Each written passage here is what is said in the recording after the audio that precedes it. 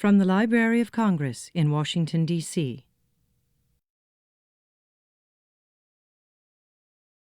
I'm really thrilled to be introducing William Joyce because, and probably many of you feel the same way, his books were super popular in my household.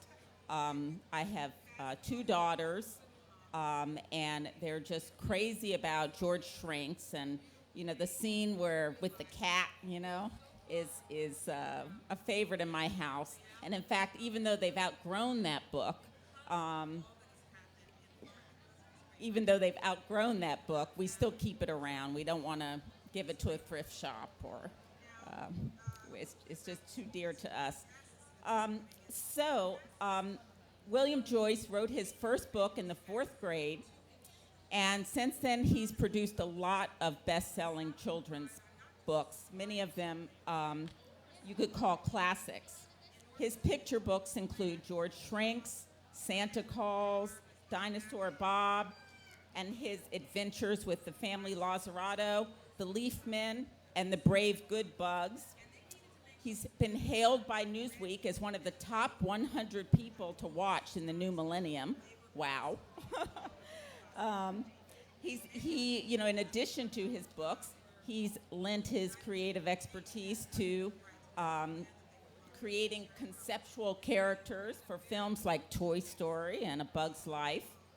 His television series about George Shrinks is aired daily on PBS. I've actually seen it. It's wonderful, very true to the book. He, in addition to all of this, as though this isn't enough, he has also illustrated for the cover of The New Yorker, and his paintings are displayed in art museums and art galleries across the country. He lives in Shreveport, Louisiana, with his wife Elizabeth and their family.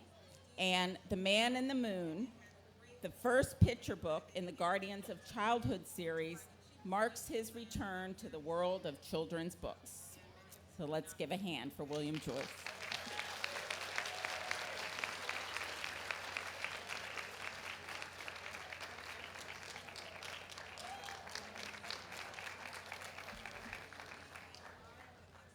I was on a research expedition on the moon, and using my jetpack. I just got back. The Pentagon was very helpful. They didn't scramble the jets this time like they did when I came in earlier. I've been doing children's books since I was in the 4th grade. I'm going to take the helmet off at least. The first book I wrote was in the 4th grade, and it was for a contest to see what kid could write the best kids book at my school. And I thought, I'll write about something I know. So, that's what they always said, write about what you know. And so it was a biographical piece. It was called Billy's Booger. And it was about a kid named Billy, much like myself, who was very bad at math, like me, and this is where I started to diverge slightly from fact. In the story, Billy got hit in the head by a meteorite, and his boogers got superpowers after that. And his boogers were really, really good at math, and so they would, when they weren't fighting crime, the boogers and Billy, they were helping Billy with his math homework, and they, their secret fortress stronghold was Billy's nose, so whenever there was crime to fight, they would blast out of his nostril, and then when all the crime fighting was done, they would zip back up into his nose where they'd come from. And it was all done in green crayon, and, I thought aesthetically it was a good choice, and so they announced the winners for this contest, and I didn't win first place, and I was devastated because I love to draw, and I love telling stories, and I really thought, just a little egotistically, that maybe mine was better than the one about the rainbows and the jelly beans and the unicorns that little girl in the 4th grade that I couldn't stand did.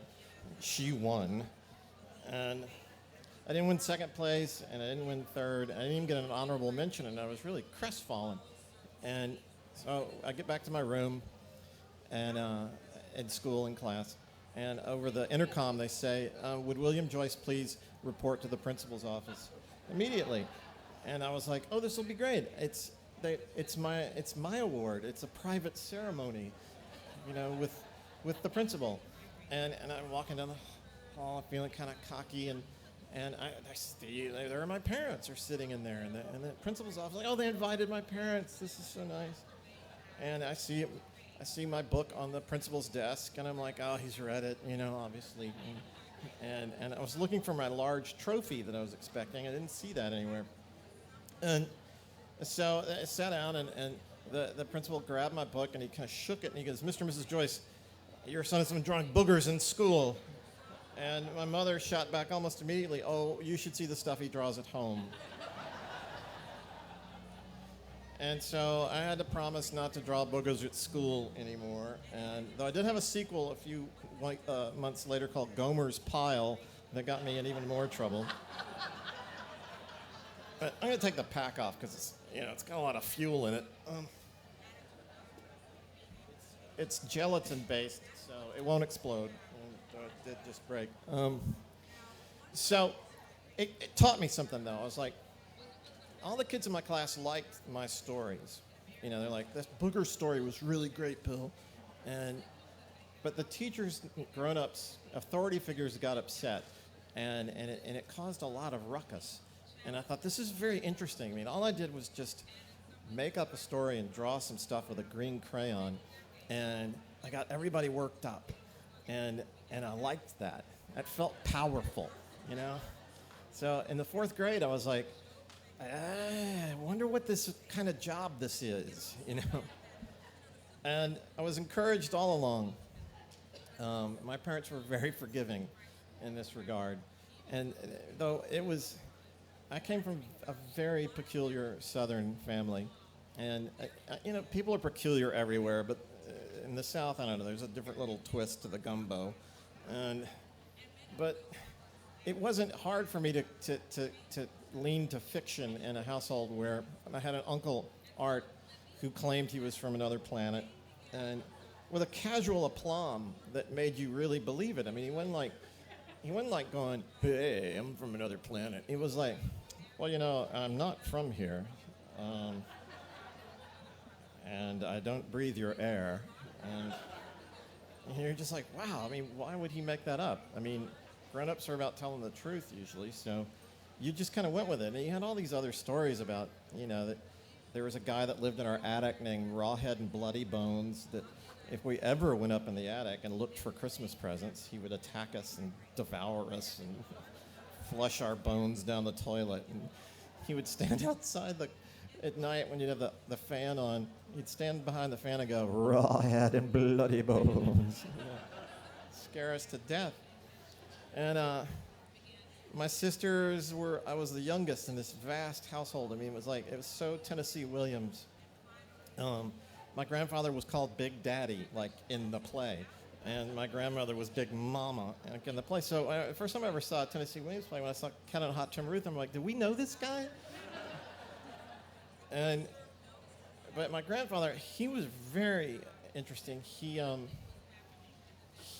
was missing, he had a glass eye, and he was missing a thumb. And I thought, he is so cool. He can just sort of disassemble, because he could pop that glass eye out, and would, in fact, on many occasions. And I used to play marbles with his spare eyes, out in the yard. And which he kept all the spare eyes in a purple Cutty Sark pouch, which I thought was a nice sartorial little thing.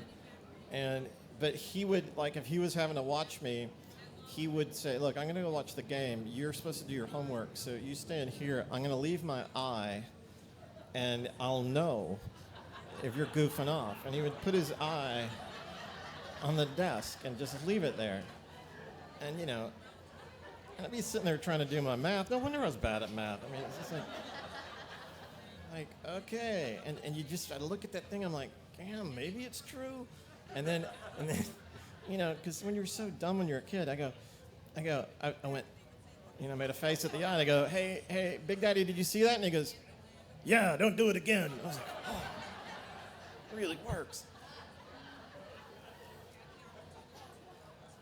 but they're all like congenial and fun to be around, and tall tale tellers, and to them anything was possible. And so as I got older, and all my siblings and all my cousins were very artistic, and they went off to Juilliard and stuff. Now, I'm from Louisiana, okay? I'm from a small town in Louisiana, and it's like you have a family reunion to get a full set of teeth, okay?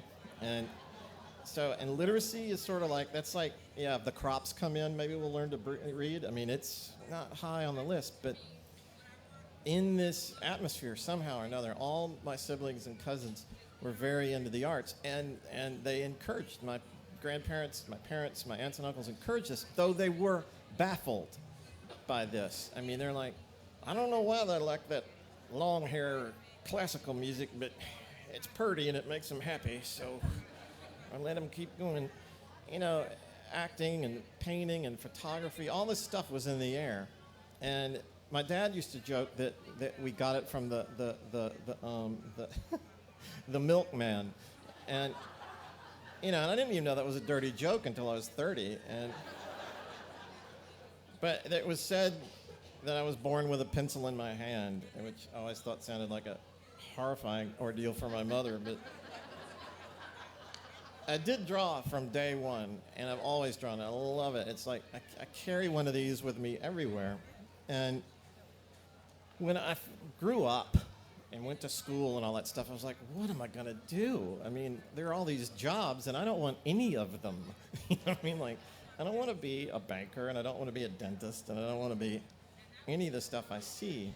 I mean, I want to paint, and I want to make up stories. So my parents let me go to film school, but actually that's not true. They let me go to art school, and then I secretly went to film school and graduated in film, and then they didn't know that until the day I got my diploma. What's this communication arts about, Bill? Don't worry about it, Dad. The money's spent. Okay, I got a diploma. But it gave me a background in how to tell a story visually, and I didn't want to just paint pictures. I always felt like I wanted them to be tied to a narrative. So going to film school and going to art school and going to journalism school at the same time, I somehow managed to eventually get out of college. It took a while. But still, it was like, what does this mean? What are you going to do? And I wanted to do children's books. I knew that, but it wasn't like, where do you apply for that? And so I started sending stuff off my senior year to the slush pile at publishers, and I got all kinds of hysterical responses. I think I got like 500 rejection slips, and each one would be like, though we enjoy your drawings very much, we do not think that they are entirely suited for the sex education department of this publishing house. You might send them to the children's division, which I thought I had done. So then I would send it to the children's division, and they go, we appreciate your artistry, but we somehow think your drawings are not suitable for the encyclopedia department. Why don't you send it to the children's division? I was like, God, what do I have to do to get this to the right place? So I finally, it took all senior year sending stuff off, and all these rejections, bizarre rejections. But this girl I was dating knew a guy who knew a guy. And he was like, I'll help you out. So I went to New York right after I got out of school. And in my first interview was at Harper and Row, they were called then. And they looked at my stuff, and it was, okay, I can't tell that story. Anyway, they gave me a job on the spot. And they're like, so are you going to move here? And I'm like, do I have to? And they go, no, it's too expensive to live here. Go back to Louisiana, and we'll work by mail, and you can do your books. And so I had this apprenticeship, basically. Back then, they would give you time to learn the art of a picture book. And I was working with the people who had worked with Maurice Sendak, and he was my hero. And they were so kind and sort of, I had like 5 years and 5 books to learn the craft. And it's changed now. It's sort of like you get a book out and you have to make money, and I don't know, it's gotten much more corporate. But back then, it was really a rarefied, wonderful time. And in 1987, when my book Dinosaur Bob came out, it was with Harper and Row, and I was doing a signing, and I'd let everybody know there that I wanted to meet Maurice Sendak, he was like my hero, and it was the 25th anniversary of Where the Wild Things Are that year. And so I was in the middle of my book signing in New York, and they said, there's a call for you. there's a Mr. Sindek on the line. And I was like, whoa, you know. So I was like, yeah. And he's like, Mr. Joyce? Yes, Mr. Sindek. I go, hey. And he was like, I hear you want to meet me. And I said, yeah. And he goes, well, why? And I said, well, I'm not going to borrow money. I mean, I said, I wouldn't be doing what I do if you hadn't done what you did. And he said, oh, I like that. Meet me in front of the Empire State Building when you're done with your signing. And I was like in heaven. And so there I was in the place where I'd always wanted to be, and talking to the guy who was my childhood hero, next to James Bond. I mean, if I had to, like, you know, James Bond and Maurice Sendak, those were the two guys. But there he was, and he was incredibly kind, and though he's known as a curmudgeon, he's actually a big bowl of mush. And he's helped me all through my career, and it's been fantastic.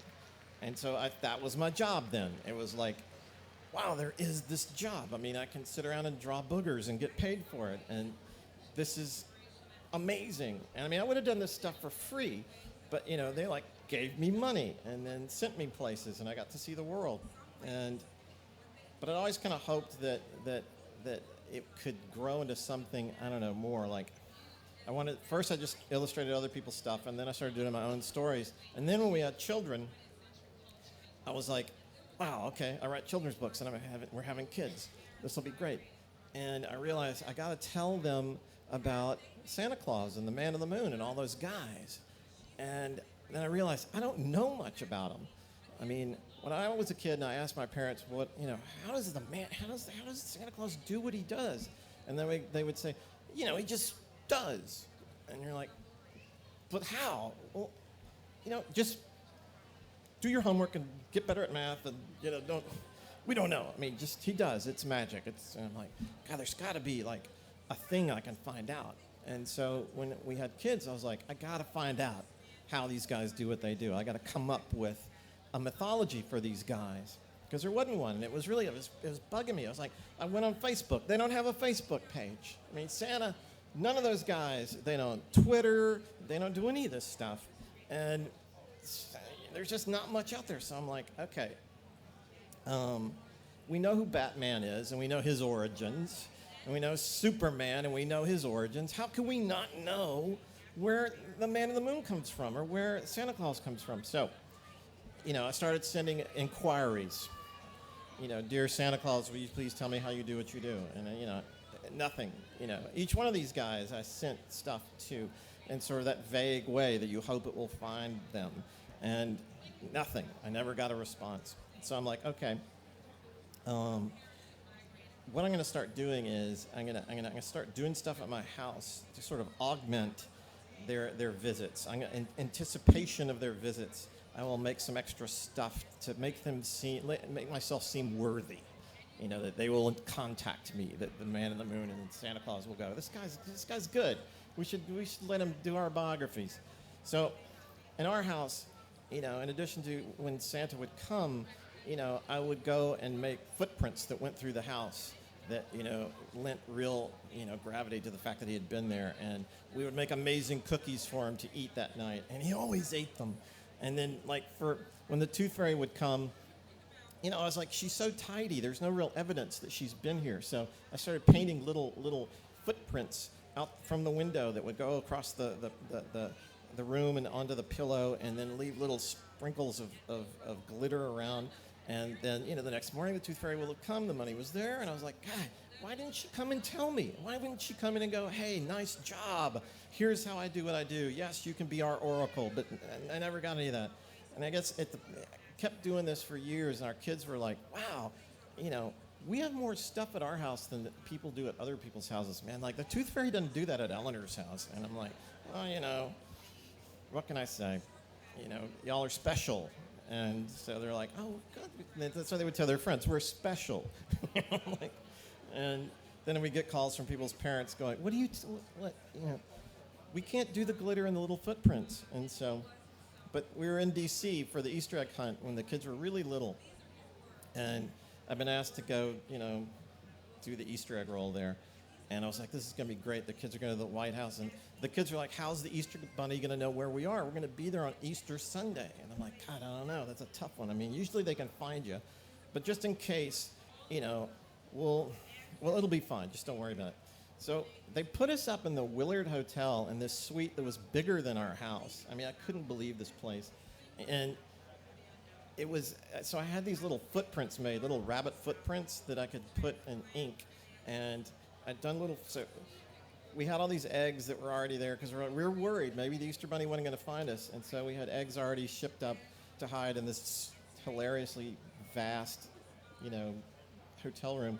And so I'm out in the hall making little footprints on the floor leading up to from the elevator up to our door, and then on our door, and then into the thing. But I'm out there with these, with the little stamp, putting it delicately on the floor, and I heard a and I turn and I look, and there's the manager of the hotel standing in the hall behind me, just staring at me, and I'm on my hands and knees with these little stamper with little footprints, and I was like, Easter Bunny? And he goes, oh.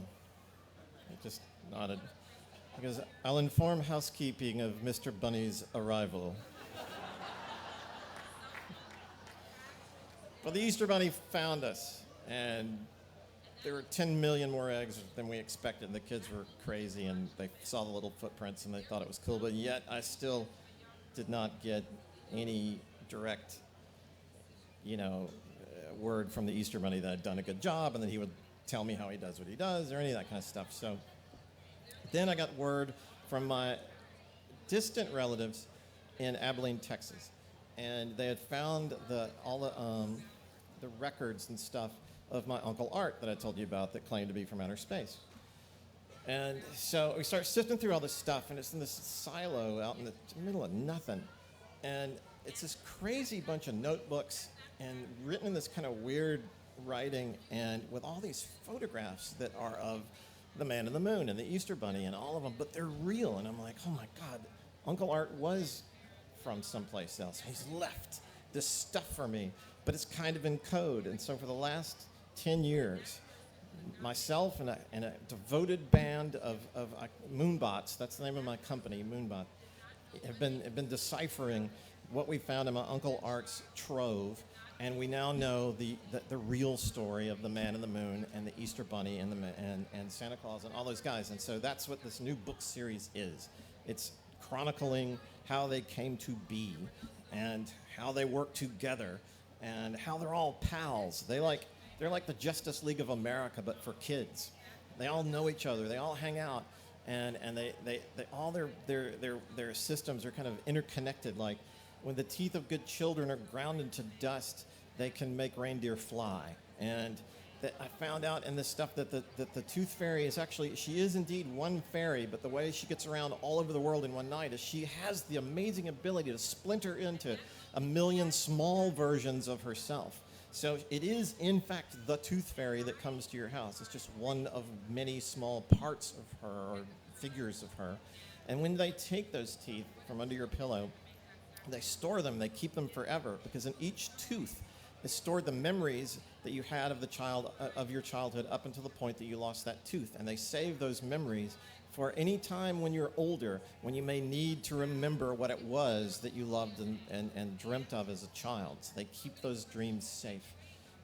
Santa Claus, his name is not actually Santa Claus, that's his street name, but his real name is Nicholas St. North, and he was a Cossack warrior, actually the most feared Cossack in all the Russias, and the greatest thief in Europe. But in an amazing event, he saved these village children, and it changed his thieves' heart, and he vowed then and there to become a force of good. And though a great swashbuckler and a wild man, he became Santa Claus, the Santa that we know, devoted to keeping kids safe, because there is a thing they must fight, and that is a man named Pitch, who we all know is the Boogie Man. And the Boogie Man is king of the nightmares, and he wants to steal the dreams of good children and turn them all dark and bad and scary, and to take away their hope. So the Man in the Moon was the first one of these guys, the first of the Guardians, and he was marooned on that moon. He was from another time, a time called the Golden Age, when everything was beautiful and perfect and dreams could come true. But Pitch was around. He was king of the nightmares, and he despised the Golden Age and wanted to subvert and destroy it, and nearly did so. But the Man in the Moon stopped him from doing that. And in doing so, though, he doomed himself to be on the moon, and he can never leave the moon. But he can always watch over the Earth and make sure that we're okay. But Pitch was trapped on Earth after that battle and has never been able to leave as well. So he has to keep an eye on us, and that's why he brought the Guardians together, to always keep Pitch in check, to keep him from stealing the children of Earth's dreams. So he started finding the different guys. The first one was Santa Claus, Nicholas St. North.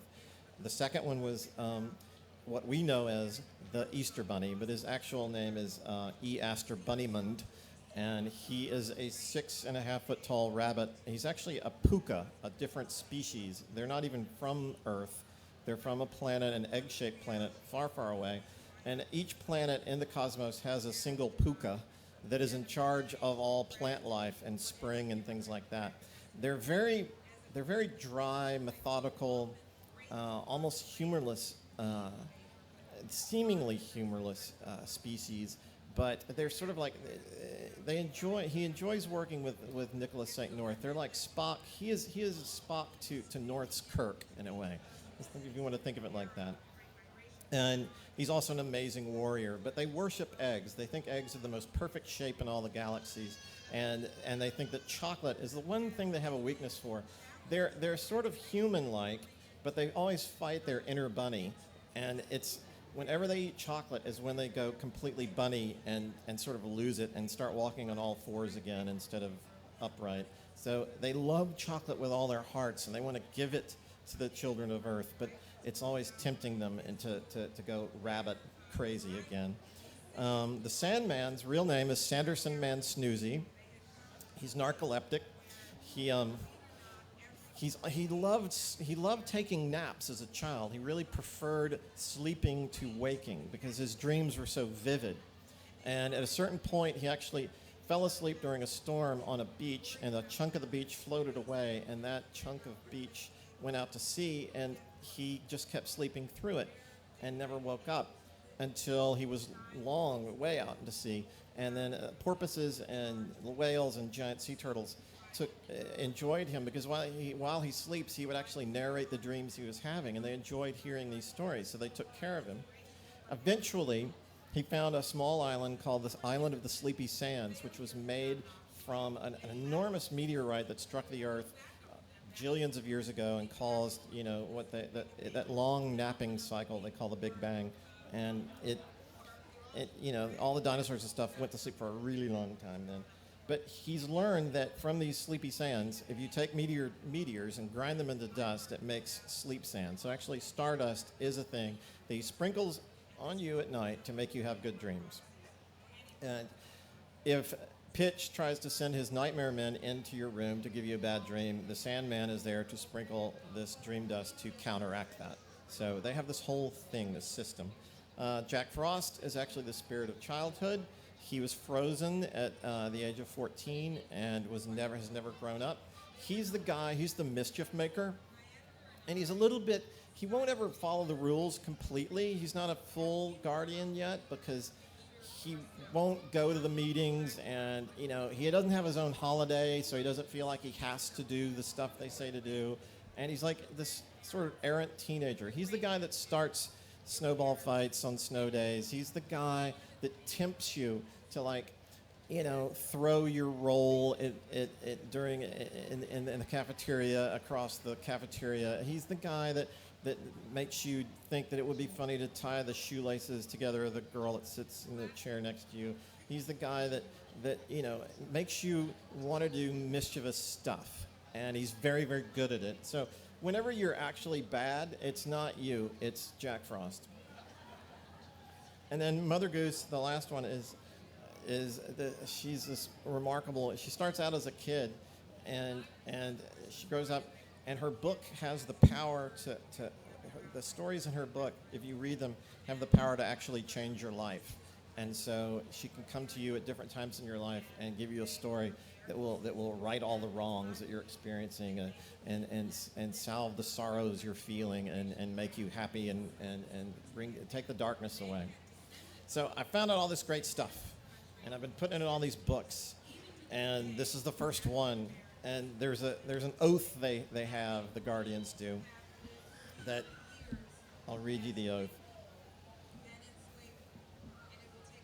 Now, my kids had to listen to this stuff the whole time they're growing up, and now they're grown up. But I read this to my daughter when she was 17, was when I first wrote it. And it goes, so when you become a guardian, when you become one of these guys, you become the Sandman or the Easter Bunny or one of those guys, you have to take this oath. And it is that we will watch over the children of earth, guide them safely from the ways of harm. Keep happy their hearts, brave their souls, and rosy their cheeks.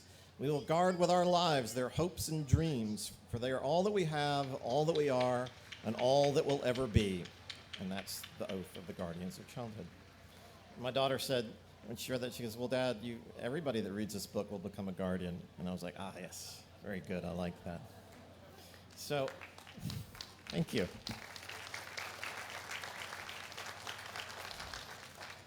So it's been a long road from Billy's Booger to now. And though Billy's Booger I'm finishing it. It'll be out in a couple of years. Picking away at it.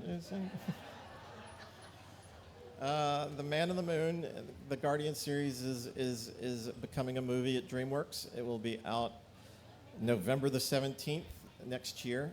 And I've been working on that for 4 years now and having a great time. Jude Law is the voice of Pitch. He's great as a bad guy.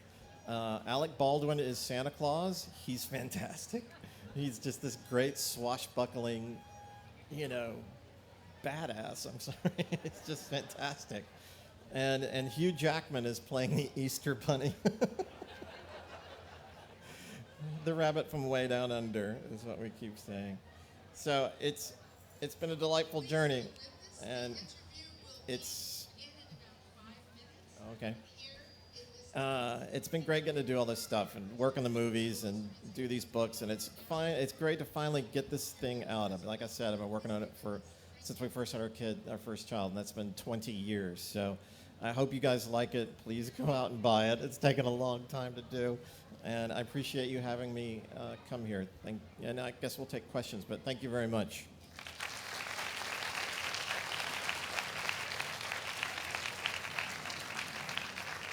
Are there any questions? Yeah. How do you get into the mind of a child when you're writing? How do you get into the mind of a child? Well, I'm not entirely sure. I think that's just what I happen to like, and an 8-year-old we have the same similar tastes. So that's all I know to say. I know I pay taxes. I can't say like, oh, he's just a kid, but because a kid would never pay taxes, and I do that. So, anything else? Yes. How much say do you have in your movies and your TV shows? Like, what's your voice? How much say do I have in my movies and TV shows? Sometimes I have a lot, and sometimes I only have some. And like on Rolie Polie Olie, I had complete say, and it was delightful. Thank you. The reason was we didn't spend that much money, so they were like, it looks like he knows what he's doing, and so they just left us alone. When you start making movies, they cost so much money. And everybody gets a little freaky. And so more and more I exert more control because I've gotten better at it, I guess. And so with the Guardians thing, I'm a co-director on the movie. And so I'm there, every step of the way. And so it really helps to be there all the time. But it's an arduous process. It's great fun, but you have to take, nothing. I mean, it's like when I'm doing a painting, I'm starting out with a blank sheet of paper. When you're doing a movie, it takes something like 2 million frames to make a movie. So it's basically 2 million blank sheets of paper, and you have to make up whatever goes on that. And it takes a lot of time, but you work with such amazing, talented people that it's really fun. But the thing I've discovered in all this is that movies are really simple structurally. They're actually much simpler than you realize. And it only takes something a little wrong to make them start to go off. And sometimes it's hard to tell at the time, like maybe the story shouldn't take this direction. And you can spend a year lost and just like in the rough, just like, where's the ball? Oh no, I don't know what to do. And it's hard to get back sometimes because you're having to keep going forward, and the beast needs to be fed. You know, there's 300 people sitting around waiting to know what to do, and you don't like to just have them sitting there. And so you have to keep really sharp, and everybody has to be on their game to make it work because, like I said, there's a million stories about movies that, like The Wizard of Oz originally was going to have Shirley Temple in it. Well, imagine what that movie would be if she had been the star instead of Judy Garland. That's the kind of small mistake that can completely change a movie. So I guess what I do most of the time is try to avoid the mistakes. Yes? Did you find any aliens on the moon today? Did I find any aliens on the moon today? No, the aliens were here buying books. What was your inspiration for George Shrinks? My inspiration for George Shrinks is very simple. I hated it when you had a cake, like you had a birthday cake, and like it's a cake and there's a lot of it, and you're like, yay, this cake is going to last forever. And then everybody starts having a piece, and then you have a couple of pieces. You're like, wow, there's only half a cake left. And then like after 3 days, it's like, we're down to our last piece of cake. And I was like, I hate that. So what if I shrank down to like the size of a mouse? Then the cake would be as big as a house, and then there would always be enough cake. So that was my inspiration. It was gluttony. I wanted more cake. Okay. What is your favorite books that you read? What, Net? What is your favorite books that you read? What's my favorite book that I read? And there's so many. So I'll just like start, okay? Harold and the Purple Crayon. Okay. All right. Peter Rabbit. Where the Wild Things Are. Stuart Little. And then now we're going to start getting into grown-up stuff, okay? Huckleberry Finn and The Great Gatsby and The Amazing Adventures of Cavalier and Clay and The Iliad and the Odyssey and, okay. So, but really, we could be here for like until next week if you wanted me to just keep doing that. So let's just stop there. You get the gist. Okay. I don't have a question, I just have a comment. Santa Claus has been one of my school's favorite books. Yeah. I always read it to my 6th graders, and the 5th graders know that next year we get to hear Santa Claus. Well, when I retired, they went, who's going to read me Santa Claus? So I had to read it to the 5th graders. You were very, very popular at our school. Aw. We love Santa Claus. Oh, thank you so much. Thank you. Gosh, I hope they like The Man in the Moon. You know. It was wonderful to hear your ideas, and I love the way that your stories go, and it's really exciting to hear where that comes from. But your artwork is so beautiful. Thank you. And I think of, for me, one of my favorite books is The Leafmen. It's just a gorgeous story. Thank you. The illustrations are really, they're so exceptional, and they put you so much there. And I'm wondering about, do you write and then draw? Do they feed each other? How does that work for you? They kind of fuel each other. I mean, and on Leafmen, I was possessed, you know. And the same thing on Man in the Moon. I mean, I painted better than I thought I knew how because I was just so into it. And I mean, I get so lost in these things that I kind of forget some of the basic human behavior that you're supposed to, like, the phone would ring and I'd pick it up and I'm like, okay, what am I supposed to do again? You know, I get really, really gone into these things. Sometimes I especially in something like when there's an action thing that I'm painting, I mean, by the time I'm done, at the end of the day, my muscles are sore because I've been like trying to do the action myself to see what it would feel like. So I'm glad you like the artwork because I pour everything I got into it, you know. And the same thing with the stories, but the artwork is so time-consuming, and I keep changing things in the stories forever, and you know, and even the paintings. I mean, you have no idea how many times they've been just going, we have to send this now. I mean, and I've even gotten to where I have these special crates, usually I paint in oils, that we can pack it so that it can still be wet and it won't get smeared in the mail. And it's because I'll be painting literally, they're like, we've got to go now. I mean, I'm like, just one more, just, you know, I'm never satisfied. And whenever they come out, I just look at it, oh God, the antenna on that, Luna moth looks terrible. I mean, I'm always dissatisfied. So I'm glad you like the paintings. Thank you very much.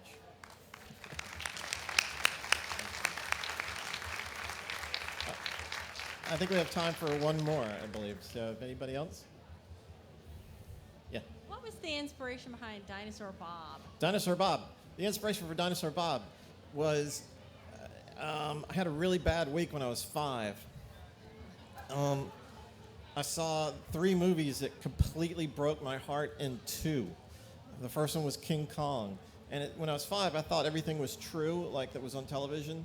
And so, to me, it was like the news. So if you saw a movie that was like the same thing as the news. I mean, I didn't get the fact and fiction thing.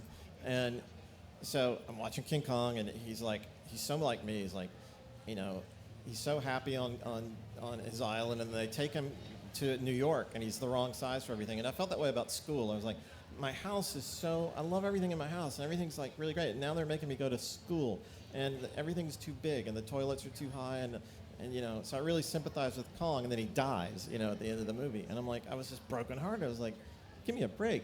And my parents were like, what's wrong? I'm like, there was this great guy, he's this big gorilla, and King Kong, and they killed him. And they're like, oh, it's just a story. I'm like, they don't know anything.